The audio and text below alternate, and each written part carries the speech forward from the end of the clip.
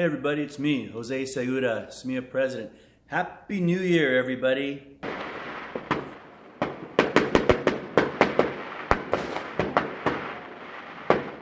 right, welcome back to new school year. Just got a few things for you. Now remember, as usual, if you're watching this video, chances are you're over on YouTube, which means when I talk about some of these links and documents, you got to go back to the email where this video was originally attached to, so you can check out all the text and the links that are associated with some of the things we're going to go over. All right, so let's start with this. Special education resources. So CTA put together this really great special education resources guide. There is a link to it back in the email, right? Both the cover page and the table of contents are actual links. If you click on either one of those, it'll take you to this document. It's a really good document. It's got a lot of things spelled out nicely. This is not just for special education folks. It's a great resource for general ed teachers, for paraprofessionals, and even administrators and site managers. So take a look at it.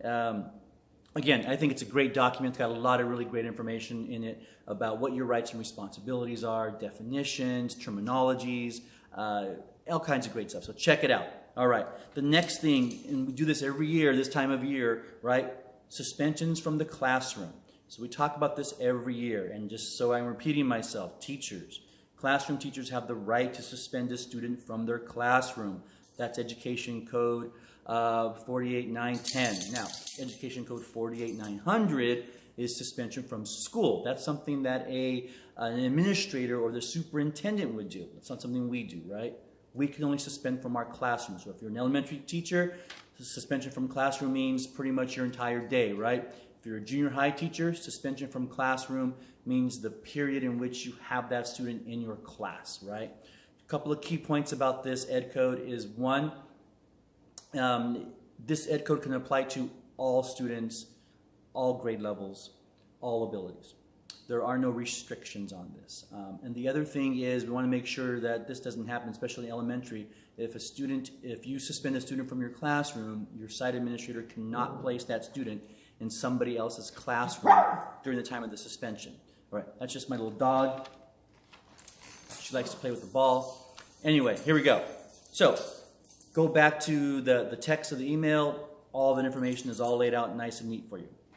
The next thing, class size language. Okay, so this is our second year of our new class size language. So just a reminder that if you're in TK through third grade, maximum number of students you can have in your class is 32. If you're 4, 5, or 6, your max is 35. All right? If your numbers go over those, let me know. Let your principal know so that they're aware.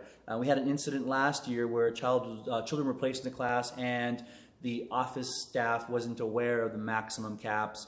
And anyway, it was a little miscommunication. So make sure that if students are placed in your class and it exceeds the maximum caps, 32 for primary and 35 for 4 through 6, make sure your site administrators are aware that this is happening so that it can be remedied. And then also let me know so that we can track to make sure that it is being taken care of. All right.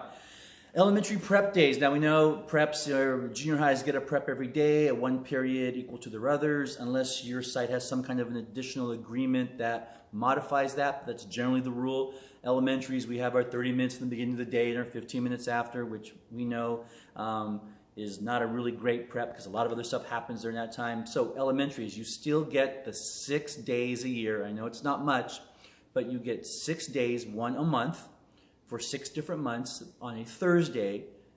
Early out days, students get to go home early, no staff meetings, no site meetings, no trainings, no nothing. It's just for you to prepare. If you want to do that on your own individually, if you want to work collaboratively with your grade levels or other team members or go vertically, it's up to you how you want to spend that time. So those months are September, October, December, February, April, and May. So one Thursday and each of those days belongs to you. Don't let anybody tell you different. All right, so we're moving right along. Boom, boom, boom. Next thing we have is, school board meetings. Okay. So over the last several years, we've been live streaming school board meetings. We were using Bamboozer for a while, which was a really great live streaming website, and they archived all of our videos. Well, and then that company went belly up, and so we lost all of our videos.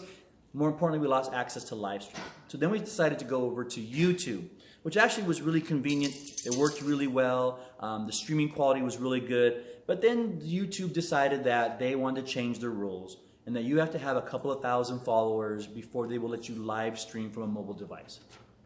I know, right? I mean, come on. We're not the Kardashians. We're just a local school district, local association, trying to get the word out, let people have access to these public forums like school board meetings when they can't make it out there on their own. We know, Wednesday after evenings at 6 p.m. people have, families to deal with and pets to walk and a life to live, and being able to live stream it and either watch it live or view it later on in part of the archive was super helpful.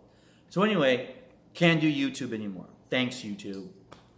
So Facebook, we're looking at you. We're going to start, or we actually have started live streaming on our Facebook page, our SMEA Facebook page. So if you want to view school board meetings live as they're being streamed and comment as you go along and all that good stuff, Facebook. So go back to the email that this video was originally attached to. At the very bottom of that email, you'll see a band of icons for different social media links. That Facebook, F for Facebook, will take you right to the SMEA Facebook page. All right? So that's going to be awesome. So check it out. This Wednesday, the 14th of August, is the first school board meeting of the school year. School board meeting started at 6, so we'll be live streaming at 6 p.m. this Wednesday. All right, everybody. Oh, one last thing. If you don't already have a copy of the contract, you're not sure where the contract is, on the email that I sent, there's a link to the actual contract at the smea.com website. Click the link. It'll take you right to the document, which is our contract. And in that document, in our contract, you'll not only will you find all of the sections and the articles, but you'll also find our most recent pay schedule. So I had some questions recently about our pay schedule for this year. If you go to towards the end of the contract, you'll find pay schedules for this year. Make sure you look at the right one, because there's 3 different schedules in there, because this contract is over a 3-year period and there's been a pay increase each one of those 3 years. So there's a pay increase for this year, there was one last year, and there was one for the year before. So make sure you look at the 2019, 2020 pay schedule in order to determine what your salary will be for the 19-20 school year. All right, everybody, that's it. I'm done. Welcome back. Happy New Year. I hope you have a great time. My dog's starting to bark, so it's time for me to go. Bye, everybody.